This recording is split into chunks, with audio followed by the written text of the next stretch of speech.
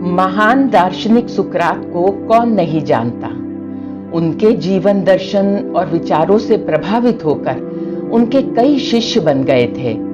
एक बार की बात है, उनका एक शिष्य बड़ी पसुपेश में था कि उसको शादी करनी चाहिए या नहीं।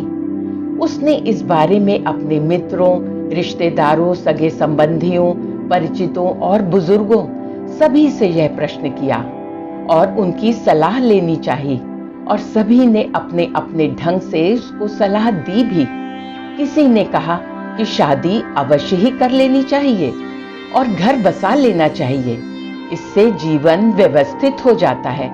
वो अपनी बात के पक्ष में तरह तरह की दलीलें भी देते थे, लेकिन दूसरी तरफ उसे कुछ लोग ऐसे भी मिले जो उसको शादी ना करने की सलाह देते थे और कहते थे कि शादी में तो बस झंझट ही झंझट है, इसको करने से ज्यादा तो इसको निभाने में झंझट है। इतनी सारी दो तरफा सलाह मिलने के बाद अब तो शिष्य बड़े ही धर्म संकट में पड़ गया कि आखिर करे तो क्या करे।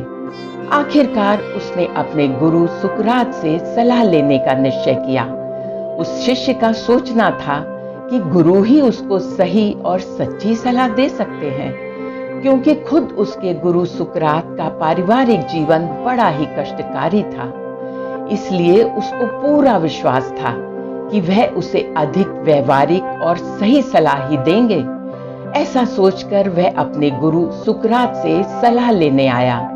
उसकी बात सुनने के बाद सुकरात ने कहा कि उसको शादी कर लेनी चाहिए।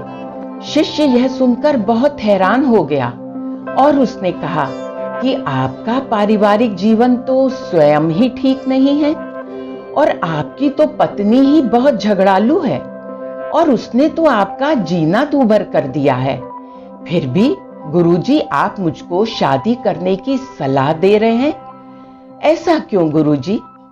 सुकरात यह सुनकर मुस्कुराए और कहा कि यदि तुम्हें शादी के बाद अच्छी पत्नी मिल जाती है तो तुम्हारा जीवन तो संवर ही जाएगा, क्योंकि वह तुम्हारे जीवन में ढेर सारी खुशियां लाएगी और उन खुशियों की बदौलत तुम सफलता के नित नए नए सोपानों को छुओगे। और इसके विपरीत यदि तुम्हें मेरी पत्नी जेनथिप की तरह कोई कर्कश और बदजुबान पत्नी मिल गई तो तुम्हारे जीवन में इतनी समस्याएं हो जाएंगी कि तुम मेरी तरह दार्शनिक बन जाओगे। इस प्रकार सुकरात ने मुस्कुराते हुए आगे कहा, प्रिय पुत्र, कुल मिलाकर शादी तुम्हारे लिए किसी भी तरह से घाटे का सौदा नहीं रहेगा।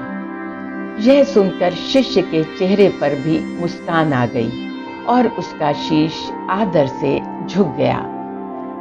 साथियों, आशा है महान दार्शनिक सुकरात के विचारों पर आधारित ये कहानी आपको पसंद आई होगी। इस कहानी पर आपकी क्या राय है, हमें कमेंट बॉक्स में लिखकर जरूर बताएं। कहानी पसंद आई हो तो लाइक करना बिल्कुल भी ना भूलें, और अगर आप इस चैनल पर नए हैं तो इसे सब्सक्राइब भी अवश्य ही करिए। कहानी सुनने के लिए आपका धन्यवाद। स्वस्थ रहिए, व्यस्त रहिए और हमेशा मुस्कुराते रहिए।